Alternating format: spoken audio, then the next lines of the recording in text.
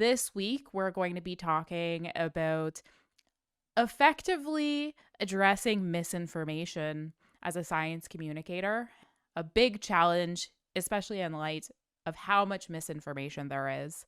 Before I start asking any questions related to that, I always give my panelists a chance to introduce themselves. So, could each of you guys introduce who you are, what you do, and maybe Lolita, would you like to go first? Hey everyone, my name is Lolita Iyer. I am a cosmetic chemist based in the East Coast. Lovely to see everyone here. I think I'm familiar with everyone, so nice to see everyone. I am, like I said, a cosmetic chemist. I also go by the name Skin Chemi on Instagram and Twitter, where I just talk about skincare, science behind skincare, and also talk about I'm also a sci-commer where I buff mists and stuff like that. So lovely to see everyone. Jess, would you like to go next? For sure. So I'm Jess. I'm a registered nurse and I'm in Queensland in Australia. I work primarily as an educator and academic, and my areas of teaching are social media ethics and clinical sciences and skills. And I'm on Instagram and Twitter, also on J_Stokes Parish, and I talk a lot about, debunking information, but also giving people the skills to spot misinformation themselves, and also just really keen on increasing the visibility of nurses on social media and in the media in general. Nini, would you like to go next? Yeah, so I'm in California and I have my PhD in neural interfaces. So I'm a sensor designer, and but I've also been an educator. I taught for close to 10 years at Cornell, and so I'm using a lot of my personal experience, like at work, my professional experience, doing a lot of the sensor design and risk analysis, combined with my experience as an educator, to teach people scientific literacy and digital literacy, and put together tutorials, very statistics focused, because that's a bulk of what I do, and just guiding them through the thought process and understanding what are the limitations of the study and what does a data set actually mean pertaining to whether it's conclusive evidence or not. Esther, would you like to go next? What was the question? Sorry, I came in late. Sorry. Would you like to introduce yourself? Okay. Hi, everybody. Sorry I'm late. I just got out of my lab. My name is Esther Olu. I'm also the melanin chemist. I do some science communication on Instagram and Twitter, even though I've been a little bit MIA. Nice to see everybody again. I guess I'll just get started with my first questions and fingers crossed that it works out for Michelle's internet. So my first question is, maybe first, whoever starts this off can answer the question, what is science communication? But then to add to that, why science communication, and does it work? Nini, would you like to go first for this one? Oh, sure. I think science communication really comes down to a couple of things I see. It's not just translating complex concepts into forms that are easier to understand, but also presenting them in a way that are relevant to the audience. And that's where you get into like the nuances of what people see as, and I've talked about this before, their perception of risk, right? So people have different apprehensions and different perceptions of risk, and that's actually what I believe forms a lot of like the confrontation and communication. And I think that part of what we're doing is understanding what those are and presenting the information to really tackle that specific perception of risk. So I think it's really twofold, not just presenting the science, but also doing it within the context of what is relevant to the specific individual or group.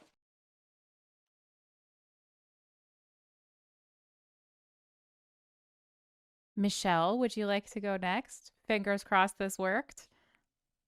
Hello. It worked. Yay.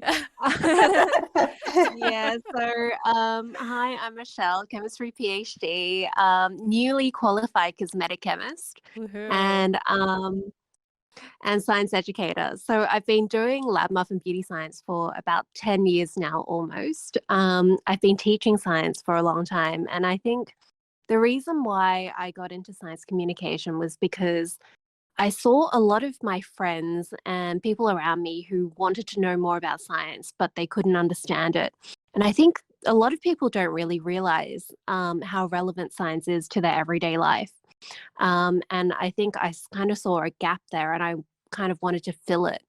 So I think back when I was doing my PhD, I was really active in a lot of Facebook groups, and some of them were about nail polish. I was obsessed with nail polish at the time. And I found all these people were asking questions like, like I've heard that these things are toxic. Why are they, are they toxic? Should I be avoiding them? And at the same time, I was also in a lot of groups with science communicators who were frustrated about anti-vax and things like that. And I think I sort of saw this disconnect there where, like, clearly people were communicating science about particular subjects, but not about other subjects that I thought really could require that. And I sort of saw this pipeline in a way between, being scared of toxins in nail polish and being scared of toxins and vaccines. And I think, yeah, that's kind of where science communication is so important because it is a pipeline. And sometimes, little things in everyday life, not trusting science in everyday life leads to not trusting science when it really matters. Lolita, would you like to go next? Yeah, I think I agree with everything what Michelle says. I think, scientists like us on Instagram, we also play a huge role in essentially bridging the gap between us and the general public, whether that's skincare or healthcare, whatever it may be. And I think that is very important because we are able to understand the science and break it down into smaller pieces for, the general public to understand.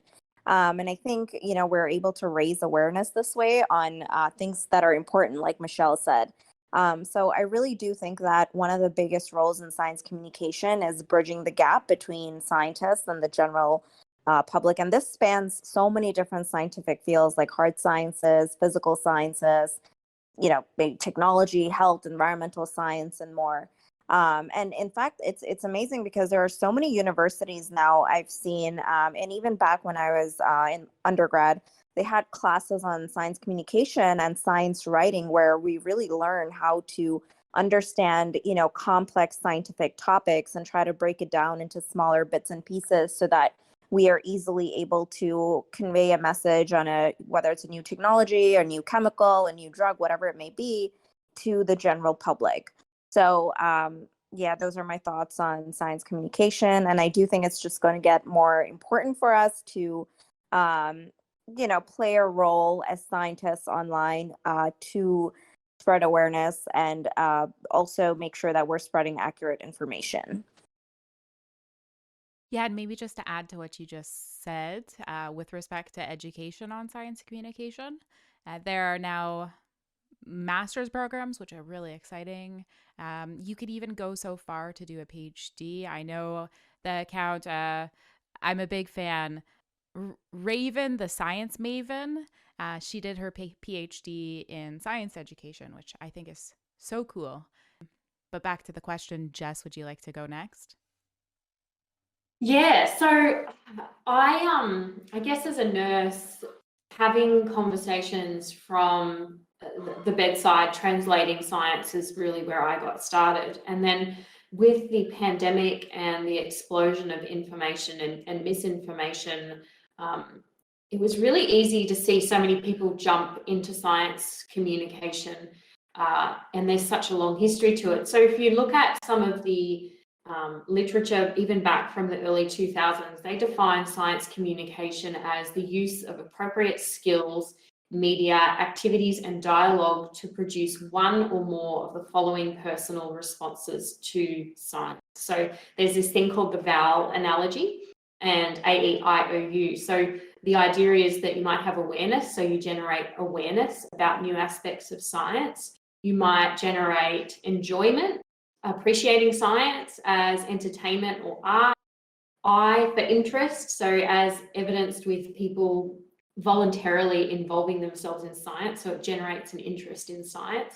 It might also form the basis of opinion making and confirming science related attitudes, and also the understanding of science. And I guess it's not limited to those of us that hold PhDs and that hold science degrees. And as we see with, especially in skin and cosmetic formulation, I see so many influencers online that are so passionate about science communications in their own way, and that has such great influence.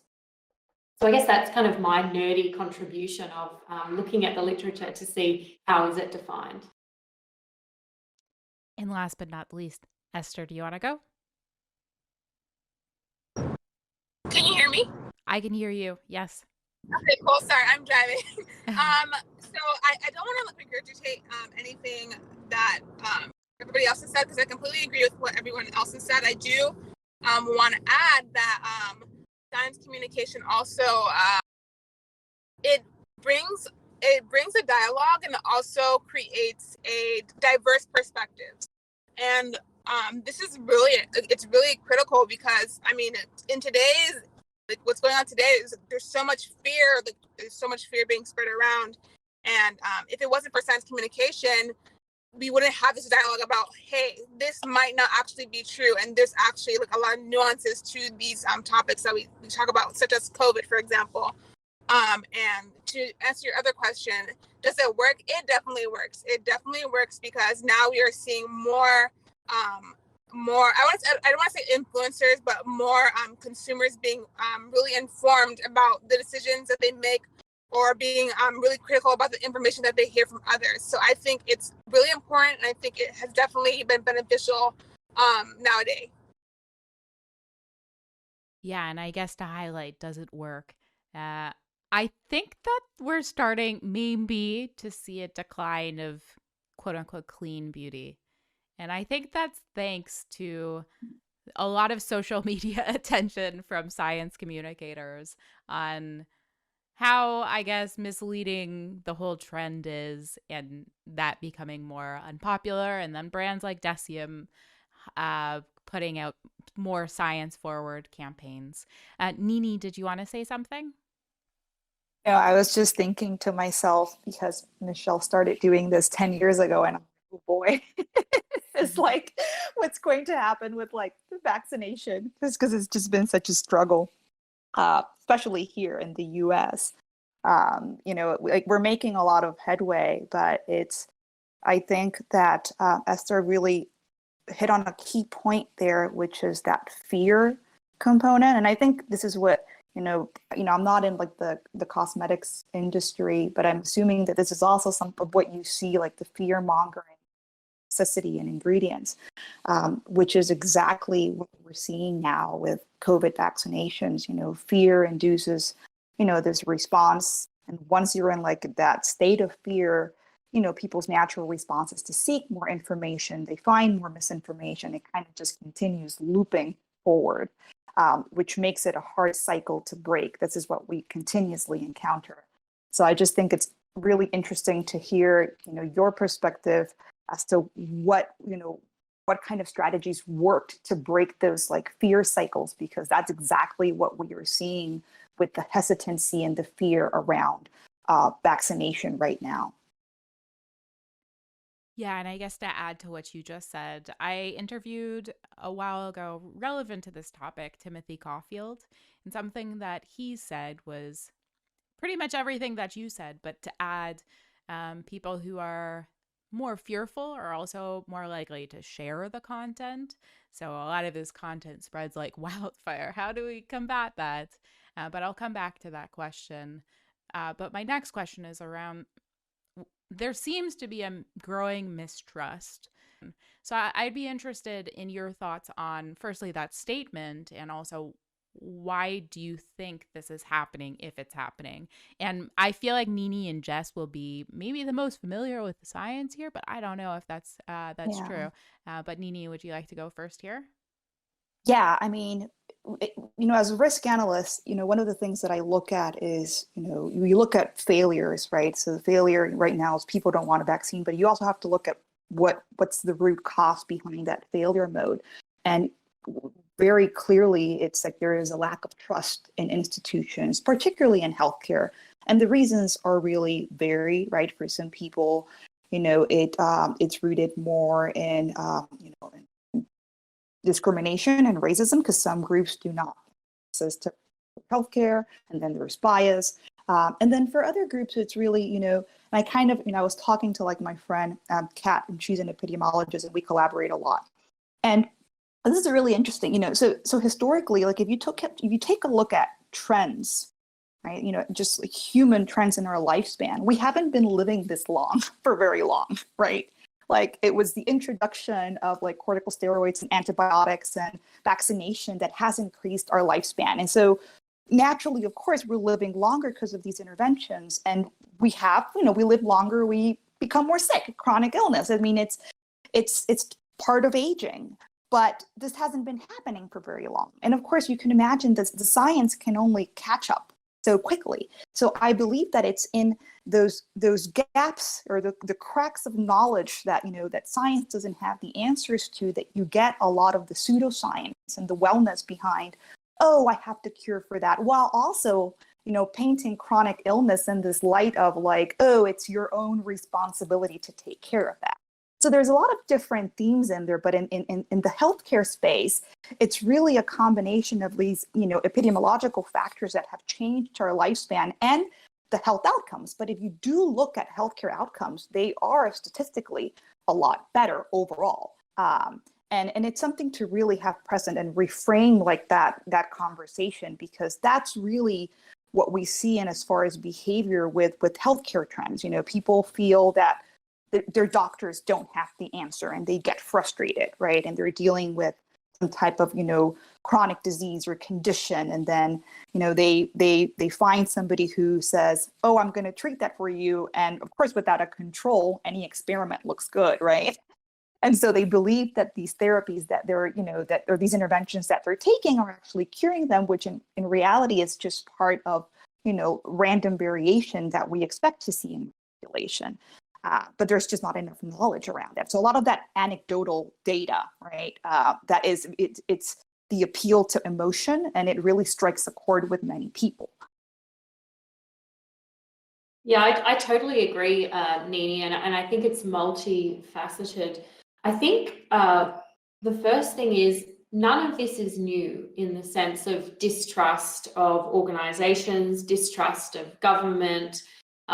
Throughout history, we've seen a distrust in many ways, and for good reason for some of these individuals. Historically, women have had their concerns dismissed by medical practitioners, and we haven't prioritized women's health research. So, there is legitimate reasons why people do mistrust organizations, science.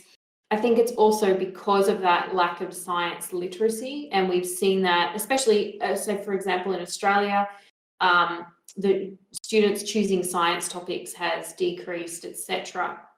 But secondly, I think what we're seeing is a failure of science communications. Governments haven't prioritized science communications as the forefront of their way. So, the pandemic is the perfect example. We've seen a hostile environment of politicians fighting against each other with which approach should be taken. We've seen scientists disagreeing in public spaces about which approach we should take.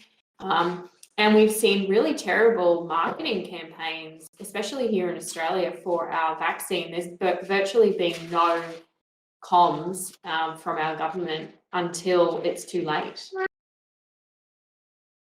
Oh, that's an interesting point. And also a contrast to in Canada, where we have a very high vaccination rate. I think about 80%, 81 at this point of our population has at least one dose. And I think that might be the population over 12 plus, pretty high. But in Canada, we have put a lot of funding towards science communication, just in contrast to show, and it might also be like a population thing.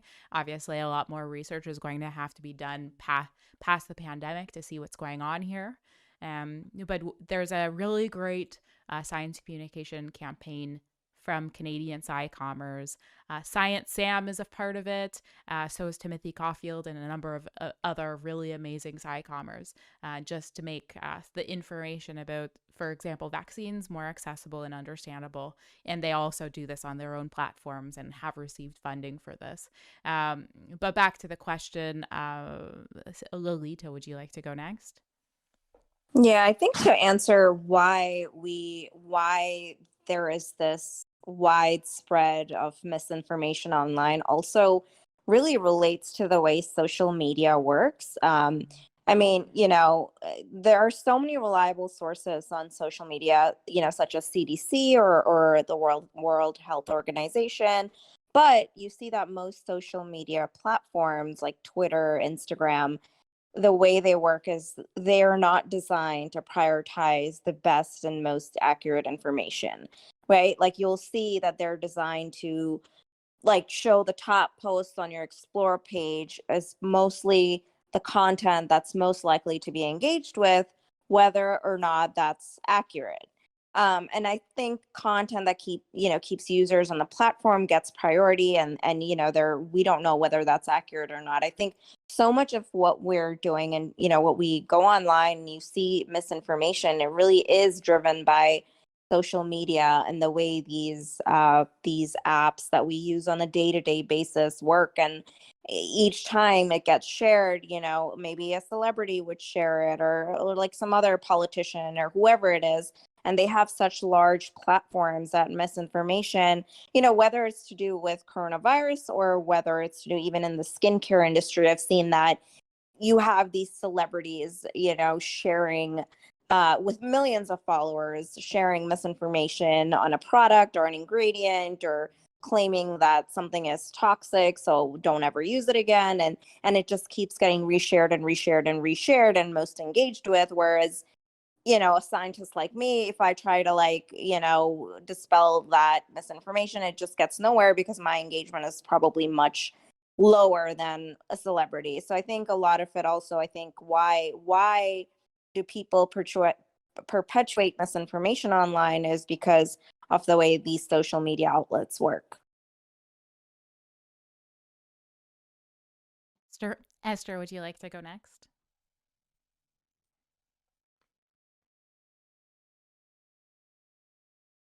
Yeah. I completely agree with what everybody said, and I do want to emphasize one of Lolita's points about social media, because when we were dealing with the initial that was shared, that report, and the contaminant of benzene, I noticed on TikTok that people that had absolutely no science background were using these very ominous sounding background music and saying, oh, they found that there was this poisonous ingredient put in sunscreens, blah, blah, blah. And that had over 1 million views, a million views, and a whole bunch of shares. And the people that were trying to dispel these myths, they weren't really getting a lot of traction. Not that they need to get attention or anything like that, but it also brings back to a point that Jen has emphasized a long time ago about conspiracy thinking. And a lot of people, they tend to believe the opposite of the truth, or let's say that the government's poisoning us, or we're microchipped, or whatever, because it's more convincing to them than to show them science communication. And then, as someone else mentioned, a lack of science communication, and that could also be a problem as well. So I think social media has definitely played a big part. People spreading fear without even checking any sources, as well as a lack of science communication as well. Michelle, would you like to go next? Yeah, I think in general it is an uphill battle because, like everyone's been saying, cognitive biases all kind of point towards an easy explanation. People don't like uncertainty.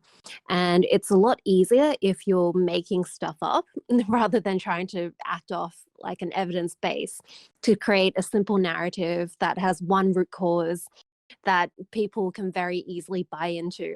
And it's a lot faster as well. And without good investment in science communication, we just simply don't have the resources to battle this because our job is so much harder. We have to actually, look things up before we write stuff. And in the beauty space, beauty has traditionally always been, a very female space with a very largely male leadership. And there's always just been this idea that women don't care about science. We just want pretty colors. We want, nice, sexy advertising. We don't care about what actually works. And that's always been what's kind of assumed. And so there's just been no effort to try to explain the science to people. And I think there's also been very vivid historical examples where, science hasn't been correct and chemicals have been bad for us, like things like lead in makeup, thalidomide, silent spring, cigarettes, that are very easy for people to bring up as counterexamples, when in reality, there are thousands of things we don't think about where it has been safe and things have been fine. It's that negativity bias, hey, Michelle? Yeah, Brain's definitely. preference for negative and fear-based narrative. Yeah, and I was reading a study on conspiracy thinking. Well, firstly, the building blocks for conspiracy thinking seem to be anxiety, fear, a feeling of lacking control, and the overall desire to make sense of the world, which of course we all want to, but I feel like it's really been compounded in during the pandemic where there's so much uncertainty. Um, Now, to uncertainty, what Michelle was just talking about, I thought it was interesting. I read a study from out of Germany where they found that with respect to uncertainty, majority of respondents indicated a preference for open communication of science uncertainty in the context of COVID-19. But then on social media, it doesn't really seem like that's the case. I don't know. It doesn't seem like it based off of what works for algorithms. So maybe people want to hear about uncertainty, but will communicating it, especially on an online context, do more harm than good? I also had a conversation with Josh Woolrich on the podcast about a similar topic. I seem to talk about this a lot, but he chimed in to this point that nuance is sometimes the death of information because people don't want to read the context. So I'm interested in what your thoughts are there. Nini, would you like to go first again? Yeah, so it's kind of interesting because my approach has been a little bit different. I actually want to present a lot of the material in terms of, uncertainty because and I always tell people, like, anytime that you reduce the risk, another one goes up. That's just inherently the way things work. And it's actually really fascinating. Like, I can tell that there is a big difference between the people that, support my work versus other like psychomers who are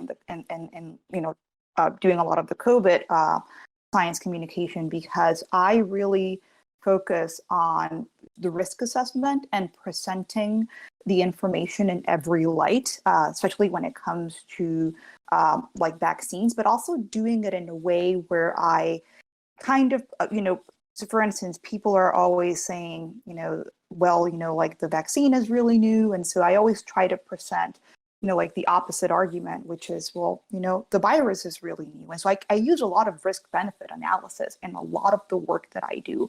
And it really, I have found that it really, really helps. I do a lot of the one-on-ones with people who are embedded in like deep conspiracy theories. And that is typically the angle that I use, where I just take their argument, I'm receptive to it, and then I just kind of flip it and present the alternative and build the risk benefit scenario. And what I hear a lot online is people saying, well, we want to have like these conversations. We want to have these conversations. Why isn't there like a debate? And in a way, by allowing those conversations in a lot of like my feed and my comments, like people will say, what about this? What about that? And just presenting the information also within the context of the risk and the benefit, I actually have had quite a bit of success with that strategy. So I don't know that necessarily like uncertainty is bad. I think that uncertainty without context and with a good understanding of risk benefit can be really bad. But that's where a lot of the work goes into educating people about how to do a proper risk benefit analysis, especially when it comes to medical intervention. Nini, do you think that's influenced too by the biases that they come with? What I've seen is there's people that turn up in my inbox and they certainly have a very strong perspective about what the answer is that they want.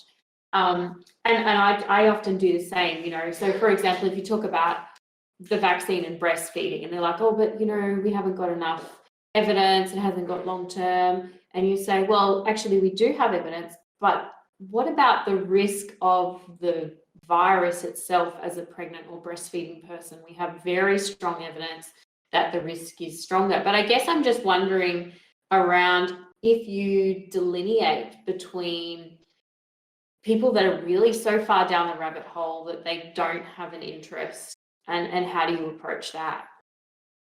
Yeah, I mean, there's there's like a whole spectrum, right? So there's definitely like a whole spectrum. There are certainly individuals that are more interested in information and receptive to it, and there are certainly individuals that are a lot of the people that I'm talking to right now, because I'm doing a lot of these one-on-ones, they are not like anti-vaccine. They're actually just stuck in like these cycles of fear. So, they've been like what we call the holdouts, people that have just been waiting and seeing. And so that's another category. And then of course you run into people that, already have like their beliefs, and those are a lot more challenging, to tackle. And so what I usually always do is present, I kind of expand like the argument, right?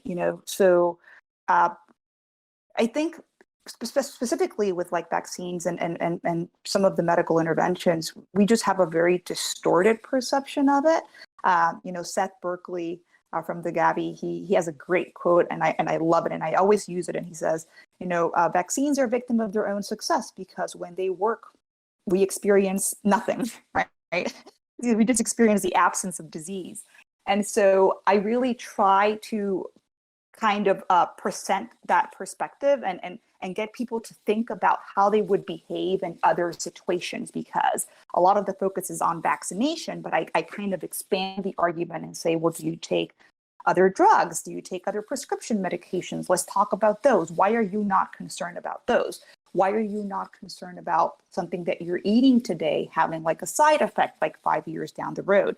And so by having I do a lot of that Socratic method where I ask them questions and eventually they kind of start coming around. But those are challenging conversations. I mean, we're talking about 3 or 4 hour Zoom calls sometimes to just get them to open up and get them to realize on their own end how there is really like this cognitive distortion around vaccination.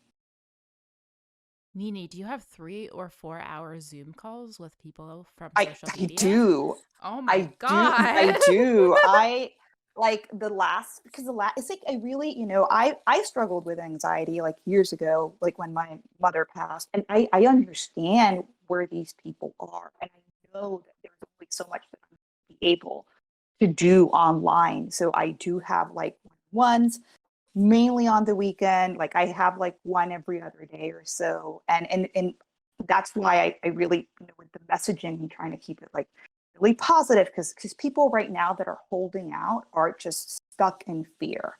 Like it's just a really fear response, because again, this is an unprecedented time, right? We have never lived through something like this. And I don't think any of us have really processed like what has happened like to us, collectively or even individually. And so, a lot of people are still living in fear because, of course, under the circumstances, they're very vulnerable to misinformation. So yeah, those are like one-on-ones. Yeah, I'm tired all the time, but it's working and it's really, it's rewarding. So. Lolita, would you like to go next? Yeah, Jen, I totally forgot the question, so you're gonna have to tell me the question again.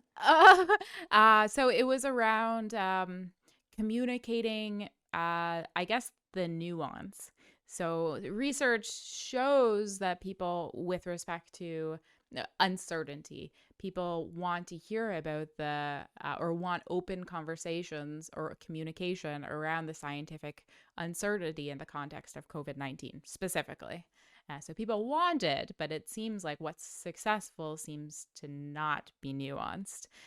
So the question is, will communicating the uncertainty do more harm than good? Will it just add to an already confused information environment, or should this be something we're investing in? Yeah, a Um, poorly worded this time around question. no, I think that a lot of the times, especially in the skincare industry, when you're trying to, I mean, like Michelle mentioned earlier, it's definitely an uphill battle trying to be a science communicator online because there are so many people who are so, they feel so strongly about their own beliefs that it sometimes is hard to change someone's mind and try to tell them that, and I'm speaking strictly from skincare because, that's what I know the best. So I think that from that point of view, you could try an open communication. I mean, I get so many messages on a day-to-day basis, either, refuting what I'm saying or just totally like disagreeing with every single thing I post. And at some point, either, you can have an open communication where you're just trying to not let your emotions get in the way and you are having an honest communication about, why you think your post is accurate. I mean, they may or may not believe what you have to say. I've had both. I've had people who were actually able to change their mind, but then I've also had people who just thought I was like outright like just saying whatever. So I think a lot of the times when we see things online, especially if an emotion, it triggers some type of emotion that's like outrageous. In general, like when I'm sharing information, especially if I see something that is completely outrageous, I try not to share it instantly because I don't want to be a source of misinformation. You know, take a step back, breathe, and figure out, well, is this correct or not? And I try to verify it with my peers online. And I try to do the same when somebody approaches me. I try to really understand, what are they asking me and can I be of any help of any sort? Esther, would you like to go next?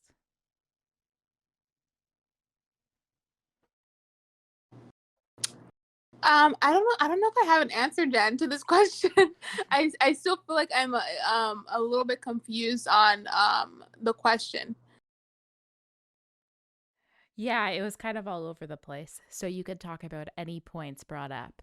So, um, uncertainty is part of science. It seems like people want it based off of the evidence, but online, that doesn't seem to work that well. So, should we be investing in communicating about the uncertainty, for one, and then also the point about nuance, and nuance being kind of the death of information? Where's the balance for science communicators?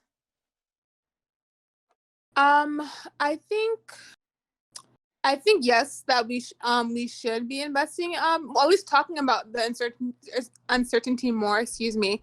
And the reason why I'm saying this is because I know that the majority of us here are like in the beauty industry, so that's like what we talk about. And the reason why I say yes is because of what happened with the recent articles with PFAS. And a lot of people are saying, oh, I have to throw out my makeup now. All my makeup is bad, et cetera, et cetera. And then you made a post saying, okay, well, that's your cosmetics are safe. Yes, there are some things that we don't know about yet. Like, for example, how much of PFAS would be present in someone that wears makeup all the time. There are some questions that we don't know the answer to, but that's not necessarily a bad thing because what we go back to is looking at toxicology. Like, yes, the dose is what makes the poison, and the more information will eventually come out that is able to answer these questions. So I think addressing uncertainties is super important. I think that we definitely should be investing in it more, because even though it's not a concrete answer, it brings up more perspectives, and that's, I think, a very important aspect of science communication. When it comes to finding the balance, that is like really hard for me to answer, because I don't know if there really is any balance to it. I just feel like it's just like a part of it's one of, I guess, like the struggles of science communication, because of course people want concrete answers and you can't always provide that all the time. Yeah, and perhaps this is important for the whole science literacy issue where, yeah, science literacy is an issue, but this is one facet that is probably important for the public to understand about how science works. Michelle, do you want to chime in? Yeah, so I am a big believer in communicating nuance because I've basically, my whole career is based on this. And I think that is actually like the secret to why I've been successful, because I've been trying to communicate nuance in a place where no one's ever tried communicating nuance before, and people clearly want it. I mean, when I first started, I never thought I would have this many followers or that anyone would care what I would have to say. Like, I thought, I'll max out at like 5,000 followers, and now I have what, 300, like, not to brag or anything, but I think like, I don't You think can I've like, brag. oh, thank you.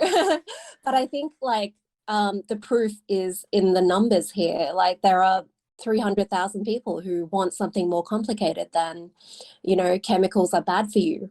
And yeah, I think I am probably like one of the top beauty influencers in Australia. And I think, yeah, that goes to show that like people have been underestimating how much the general public wants nuance and actually cares about evidence and things like that. So I think it's quite like, I guess it's a bit of optimism for us, as depressing as it is sometimes facing the fact that everyone, you see these influencers who are just going off with conspiracy theories and stuff. I think it is possible to make people care about nuance.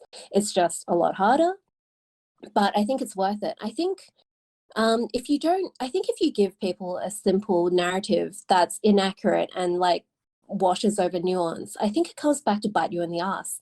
And I think we've seen this over and over again in the pandemic with things like communicating about masks and stuff like that, where if you give people a simple narrative that's actually, a convenient lie, yeah, once they find out it's a lie, it's going to decrease trust, and that it's not a good long-term strategy.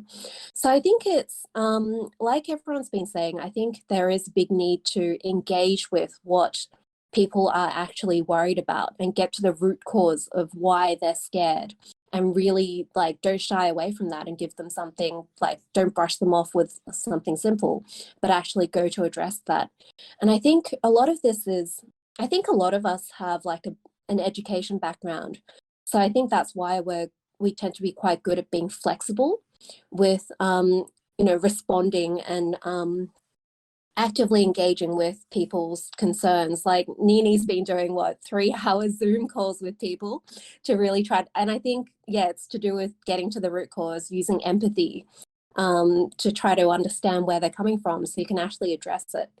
I think it is really tempting to just wash over it and just give people a simple answer that, brushes away their fears.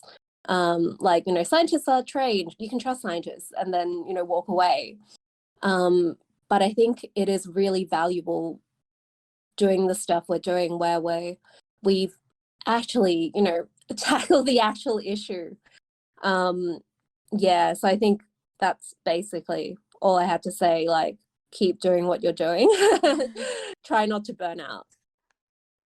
Michelle, I just wanted to say too that I think one of your successes is the accessibility of science. And I think that speaks to your expertise of your science communication for so many years. And all of those things that you mentioned are so important. But I think it's also the how you deliver that message, and without trying to work out what your audience needs. And the tendency of science to keep things in paywalls and peer reviews and even open access journals. They're great, but they're not necessarily accessible to the general reader. And I think that's where science communication becomes so important, because each of us here has a different niche, a different approach, and there's so much benefit in the different styles and different groups that we all have access to. Now, I guess along these lines, so the science of good science communication, what works and where are we failing? And Jess, I feel like this is your direct expertise, so do you want to chime in first? Yeah, I guess there's so one of my favorite authors in this area that specifically researches debunking is Stephen Lewandowski, and he has been working in psychology for a number of years and has published the Debunking Handbook and a number of other elements. I think one of the things that we forget about is how much identity is attached to certain beliefs. And I think that's where addressing misinformation can be challenging, because if you're not only challenging information as inaccurate, but you're also challenging, hang on a second.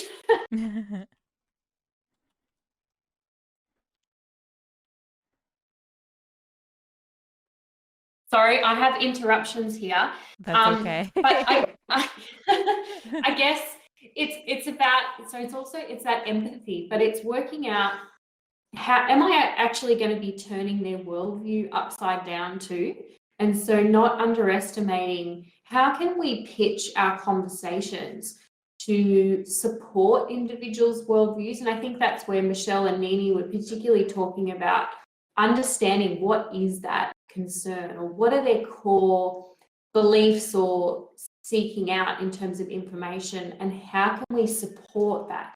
So if it's safety, or it's not wanting to have toxins or things like that, then how can we support their journey to achieving what's important and valued to them with the way that we communicate it?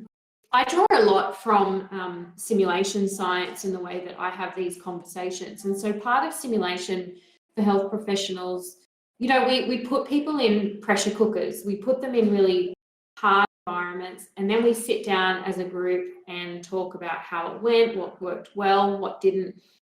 And a lot of that is about what we call advocacy inquiry. So we're both advocating for the individual to improve, to get better, but we're also inquiring as to what is the underpinning beliefs around why they chose certain things. And I think we can do that a lot in online content. And that really helps with that empathy building. I've been reading up in the last few days, and I'll probably have a post coming out around this idea of moral outrage. And I think on social media, it's so easy to become morally outraged because we've seen something that just undermines our beliefs. And so then we jump on that bandwagon. And I think one of the biggest challenges for us as science educators is to remove that emotion from our response and kind of cut through that noise.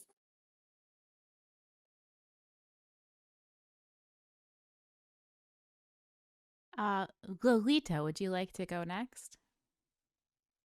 Yeah, I think like Jess mentioned, if something online, if you're going to react out of intense feelings, then hold back. And the story that you want to react to will still be there after you verify it. And so I think that a lot of the times that when I first look at information online, what I generally do is I look at the content itself, and I try to identify, any pieces of a post, let's say, that seem too good to be true, or are inconsistent perhaps with others that I have read or seen, or just seem completely just overblown, dramatic, and lacking some sort of specific evidence that I know is making the story false. So I think, I always just try to look at the content first and then look at the source who is posting this type of information. But again, I've also lately we have seen experts, and I know I've had this conversation with some of my peers on here. We have seen experts that are the problem for misinformation in some cases, in many cases not. But and how do you weigh that evidence, and at what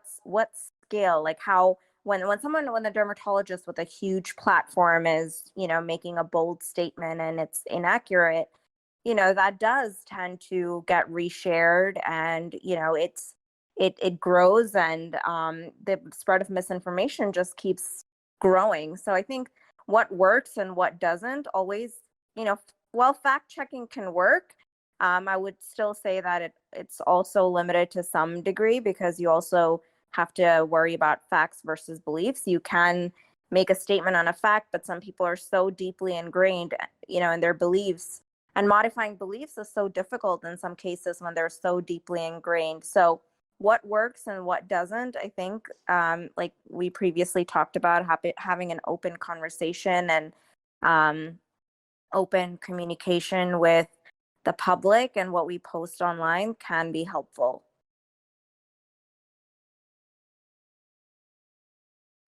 Esther, would you like to go next?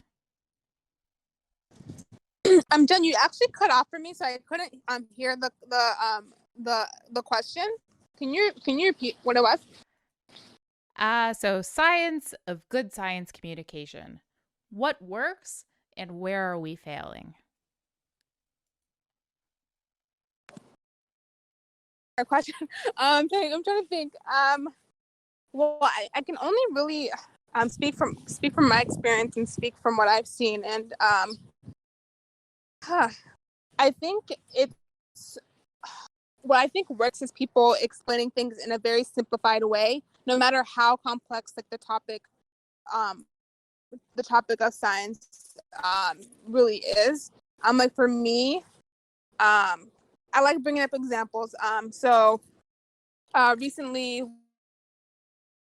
when we saw what happened with J&J, and when and the Biology X lawsuit, and the tweet that I had to, this is a formaldehyde and the shampoos, which isn't true because the preservatives were intentionally put in the formula. And for what I like to personally do, I like to use very simplified examples. Like if it's, let's say, food, I like to use examples because everybody knows what food is. Everybody knows what food is. Everybody can understand that in a very simple way, and they can correlate that, and not correlate, but compare what I'm saying to scientific, to science. So I think what really works is people explain things in a very simplified way, and what I've also seen on social media is people making like tiny reels, and doing it in like a very fun, interactive way for the audience to understand. And I don't want to say, how do I phrase this? I don't want to say what people do doesn't work, but I think the more complex people make science sound, I mean, it is complex, don't get me wrong, the harder it is for a consumer to take that home and be able to understand it.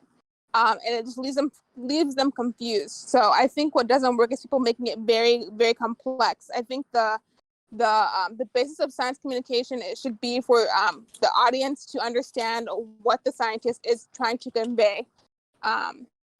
Yeah, that's what I have to say. Nini, would you like to go next?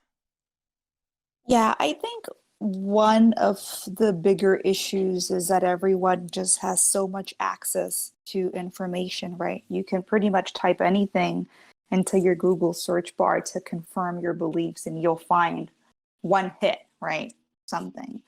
And so I think, part of what I've been trying to focus on, and as far as scientific literacy, is teaching people about that kind of, about studies, right?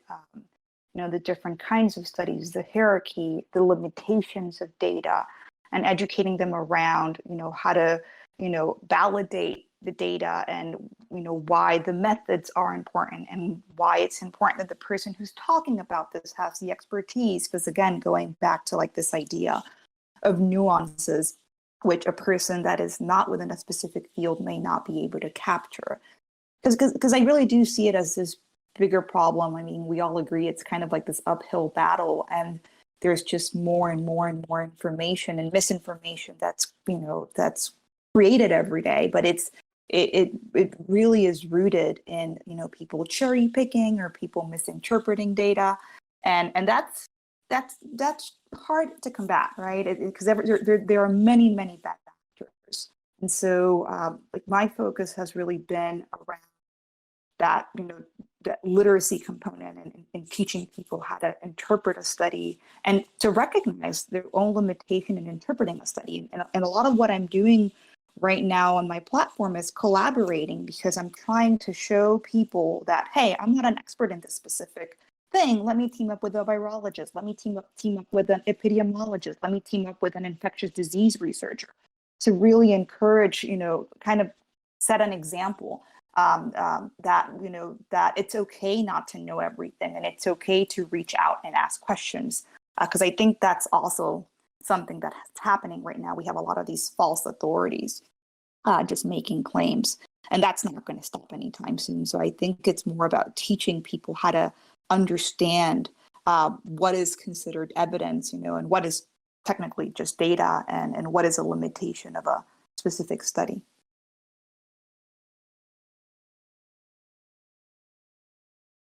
And last but not least, Michelle, do you want to chime in?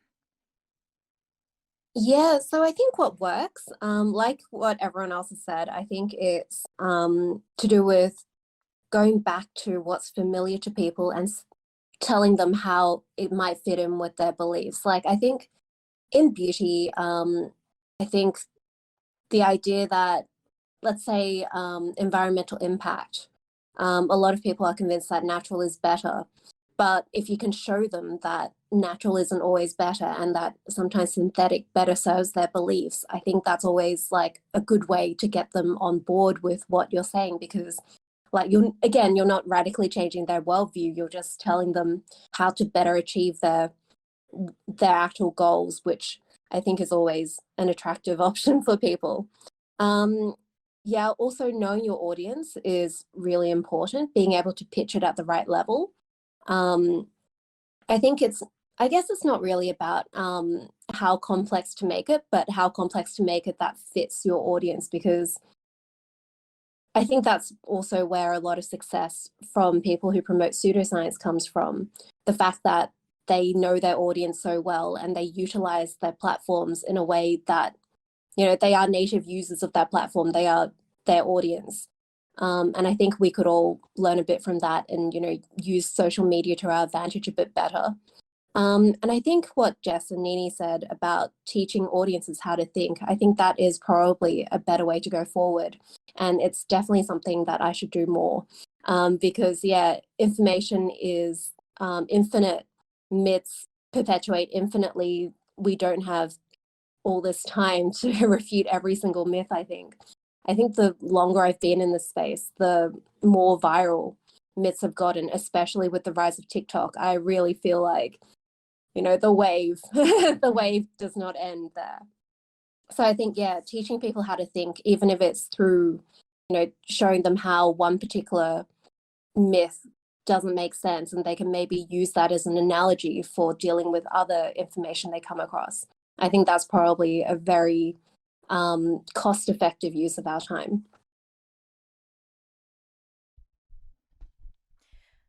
Yeah, and I guess one more question before my final take homes question, which is, yeah, it definitely feels like we're in an uphill battle in the cosmetic space, in and outside of the cosmetics industry. There are bold headline after bold headline, sometimes from experts who seem reputable but turn out to not really be. But the public is probably not going to understand the layers of expertise in the cosmetics industry, and I'm sure the same kind of thing can be applied to healthcare. It's pretty complicated. So I guess I I was interested in your perspectives around bold headlines or what works on social media. Fear tends to work really well because of our bias for negative information.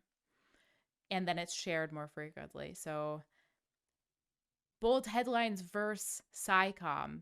How can SciCommers, I guess, compete, especially when we're talking about in the social media landscape? Jess, would you like to go first? Sure. I actually think we can learn from bold headlines and the media approach. Obviously, there's some consideration of ethics and not wanting to mislead people, but I think we can learn from the ways that things are couched to grab people's attention. And even if it's just a one-liner, like I use a lot of one-liners in my posts, in the graphics, just as a way to catch people's attention.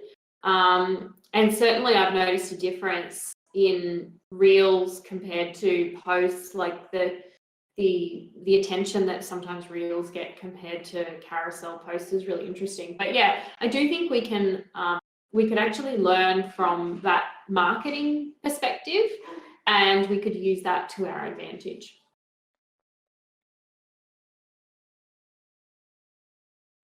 Esther, would you like to go next? Jen, is the question how do how do we combat like headlines, like the How do really we like compete? How do we compete? Just because, yeah, what works with the algorithms, negative information and misinformation, it tends to spread really quickly. So how do we compete as science communicators, especially when we're talking about on social media where a lot of people are getting their information? What I've noticed is that like when I wouldn't say that I've actually seen this from SciCommers, but I've seen it from influencers. And it's like when, let's say there's like some like trending reel, like there's like some type of theme. I don't know if there's like this one background that there's like music in the background, and then it's saying like we don't care. And I noticed that some people were spreading misinformation as usual about like toxins in skincare, and then somebody said we don't care, and was saying that they wanted products that work, they want safe products, etc. So I realized that twisting misinformation. How do I phrase what I'm trying to say? Twisting what someone initially is spreading as misinformation, and then using it, using what they said to kind of not spit it in their face. That's not what I'm trying to say, but put it back in their face has actually been really helpful and entertaining for consumers, because as great as science communication is, some people do want to also be entertained. And I realize that has actually worked for a lot of people's followers. And I noticed that with beauty journals, so going back to the whole benzene thing, a lot of journals were definitely putting out very misinformative headlines. And then I noticed that I think it was the Wall Street Journal, or was it the Washington Post, managed to make a very informative article. So I think talking to I don't want to say like the right people, but having I guess beauty journalists going to the right experts sorry, I'm having a hard time talking right now, to convey science by talking to experts like Michelle and everybody here in a more informative and accurate way. So I think that's also a great way to compete with all the misinformation out there. Nini, would you like to go next? And perhaps collaboration could be, so Nini's content was recently shared by Ariana Grande. Is that how you say her name? Oh my gosh. Yeah. Yeah, so I we're talking actually about ways to think, compete. yeah, I don't know if you saw her post, and it was actually very balanced.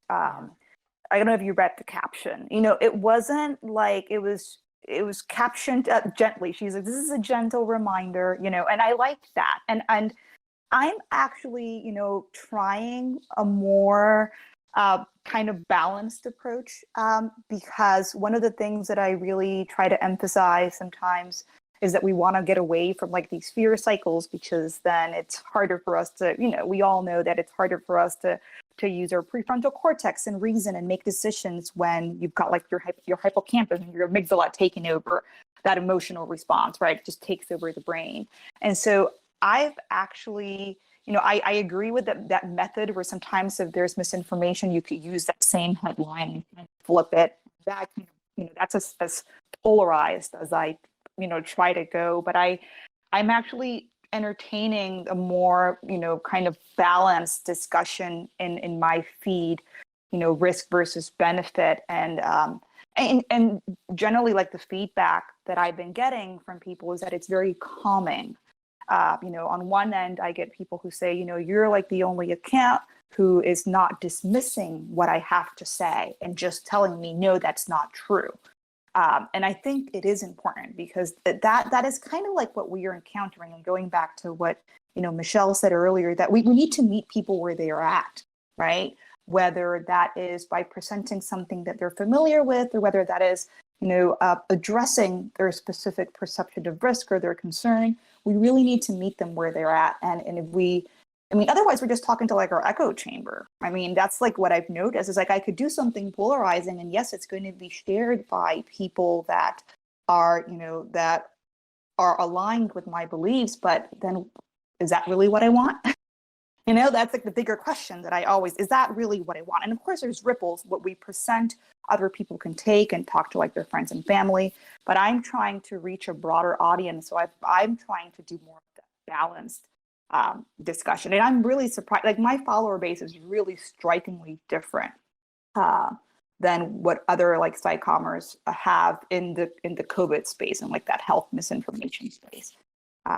So that's just my perspective, like on it. I'm trying to stay away from too much polarization. Mm. Lolita, would you like to go next?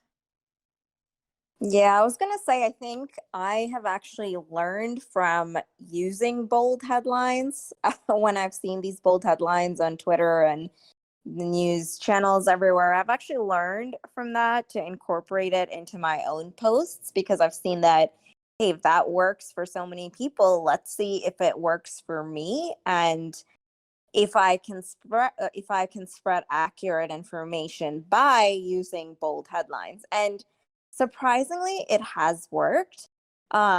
Especially I've noticed some of my posts that actually just have a bold headline, which with just enough information, but not too much, because people don't have, long attention spans anymore. I think they just probably scroll and read my post for like 2 seconds and then just keep scrolling. So my whole strategy was, in that 2 to 5 seconds, what could I post? And Jen, I actually learned from you as well, because I've seen some of your posts have bold headlines that work, that get a lot of engagement, that really works. And so I was like, hey, this seems to work, and let me try to incorporate the same. So I think you and I both, do utilize the strategy to some extent. And I think I try to do that to spread, to try as hard as I can to spread accurate information.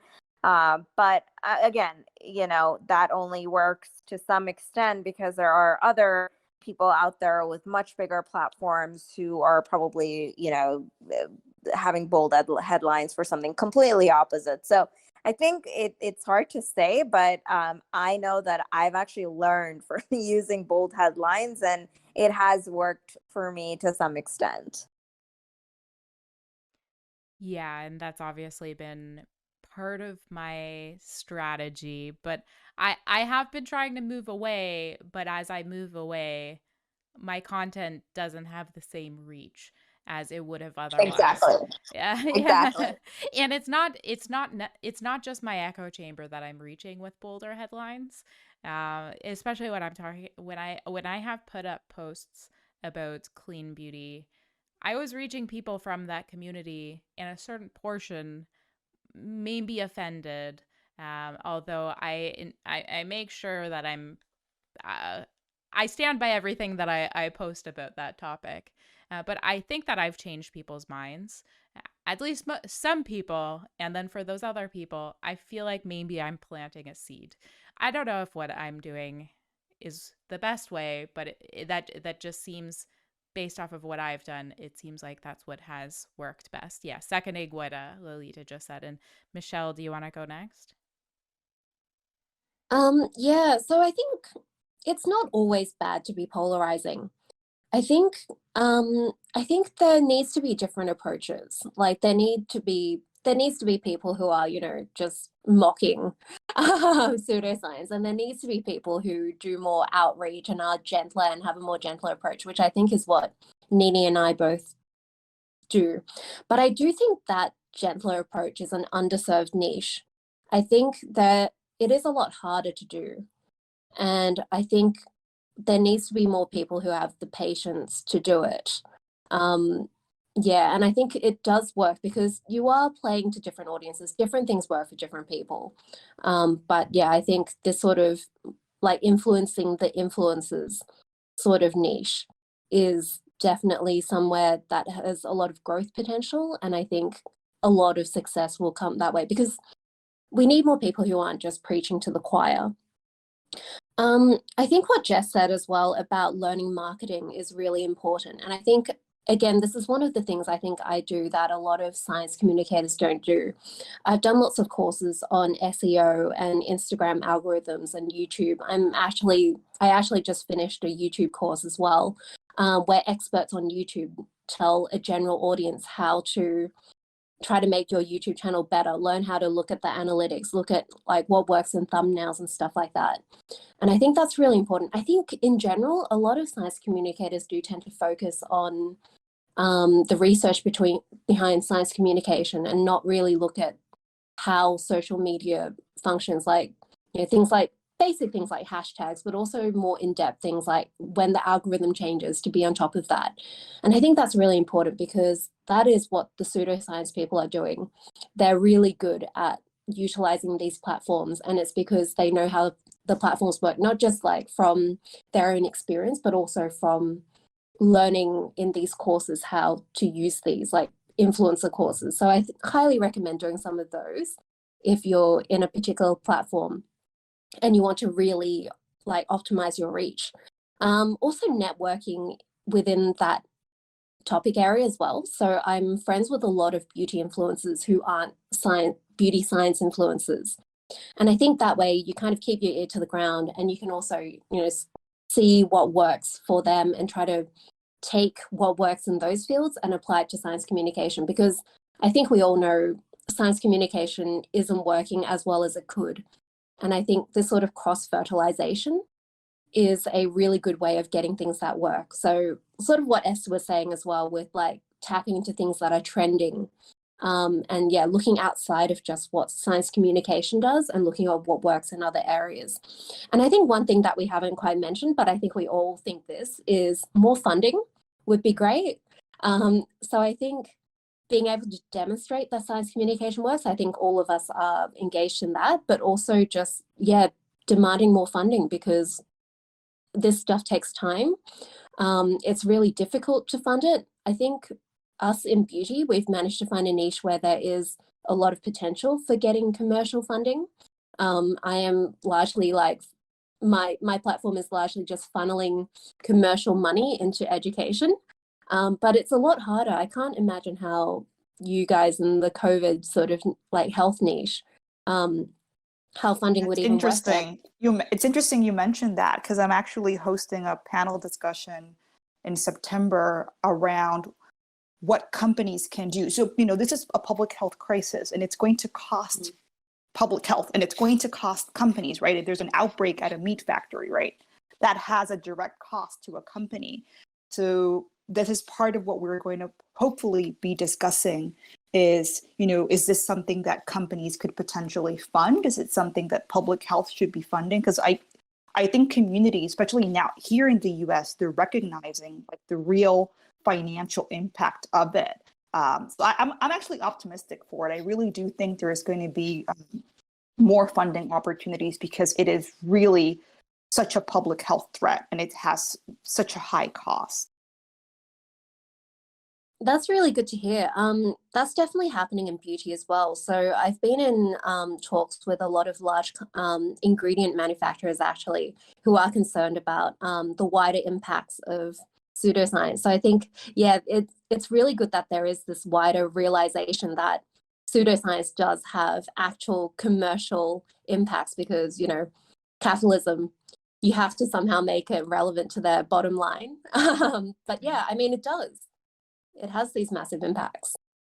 Yeah, absolutely.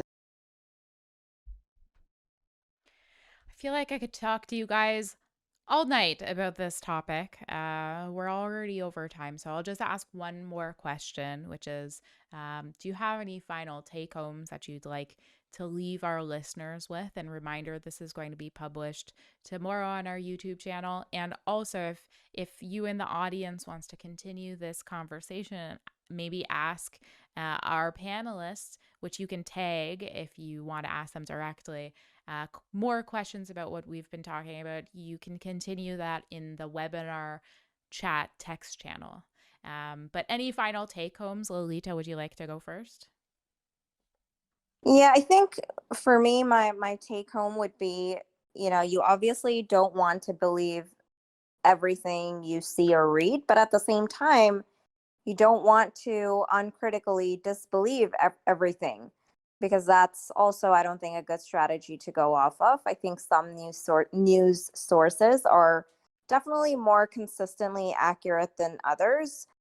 Some expert opinions, are more trustworthy than others. And I think the goal here isn't always to identify why something may be wrong, but it's to more so identify, well, how does the story work? What parts are complicated and subjective? What parts are probably more accurate? And how much of that should really change your opinion or behavior? And if it really does change your opinion, maybe that's when you should really speak on it. And I also think that scientists should get out there on the front line if they are comfortable doing so, and play a role in fighting misinformation, because I don't think we are anywhere close to achieving what we really want to achieve. But I think if all of us come together and take part in science communication, we can make a difference. Esther, would you like to go next? Yeah.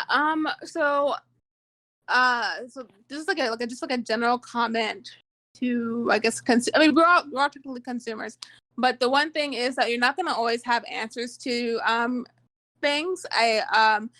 Pretty much uncertainty isn't always a bad thing. It isn't always a bad thing, and you're not always going to have answers to all of your questions. And going off of what Lolita said, I would also say that yes, we need more psychomers. Like, unfortunately, there's going to be a lot of fear and misinformation, like all the time, and like everyone has said earlier in the conversation, is that it really is an uphill battle. It's like you take one step forward by doing science communication, and then there's a million more people spreading misinformation about COVID, beauty, etc. So the more people we have doing this, the better it will be. And even if you don't think that you're making an impact, like for me, I didn't think I was making one, but people will actually be very thankful by you offering different perspectives, especially with science communication. So the more, the better, is pretty much what I'm trying to say. Michelle, would you like to go next? I think my advice for, I guess, more science communicators is just experiment with what works. Like, don't be afraid to be creative. I think being creative is really important in the science communication space. Like, be creative, look at what your analytics tell you what's working. Once you work out what's working, stick with that. If it stops working, then, change it up. Don't be afraid to evolve, because that's what, I guess, the other side, the people who are pushing pseudoscience are doing, and doing extremely well. So I think yeah, make sure you actually learn from them and don't just try to, you know, stay in the ivory tower, I guess. Nini, would you like to go next? Yeah, I just wanted to add, and I think this goes back to like what we were discussing earlier, that I think it is important, to, as much as we do all that we do, on social media, also like do like community outreach work, because that also has ripples. And if we talk about like funding, that's really where like your funding could be. In fact, that's actually what I'm also exploring on the side. Like, I do think that, it's something that is, with what we're seeing with, especially with COVID and misinformation, I think it's pretty crystal clear. We have a misinformation issue that affects us all. And I think it's important that as much as we do the work online, we also remain connected to like our local communities and do work there, because you'd be surprised. You could get like that funding, you could get a sponsorship, you could get connections that will be extremely helpful to grow your platform. So that's just one other thing that I wanted to add. And last but not least, Jess? So in healthcare, we have kind of this saying, just because you're a clinician doesn't mean you'll be a good educator. And I think the same goes for science communications. Just because you're a scientist doesn't mean that you'll be a good psychommer. And that in itself is a unique skill that needs development, both from a communication perspective, but also that marketing perspective that Michelle was talking about. So I would, I guess, recommend for anyone that's interested in pursuing that to really think about the training that they might need, to look at the decades of research backing science communications, and then bringing in that marketing expertise and social media development as a key part of your professional development. Thank you so much to our panelists tonight. This was such a great, informative conversation. I really enjoyed it. Thank you to our audience for tuning in. Again, I'm going to be publishing this tomorrow on our YouTube Notes channel, which I'll probably publish in the webinar chat text channel. If you guys have any questions, feel free to leave it there, and I'll be around. Although I'm going out to dinner right after this, so maybe in a couple hours I'll be back around, and maybe our panelists will be as well. But thank you so much. I hope you guys enjoyed this conversation, and I hope you all have a great rest of your night or mornings. Thanks, Jen. Thank Bye. you. Thanks so much. It was so Bye. great to Bye, connect. guys. Bye.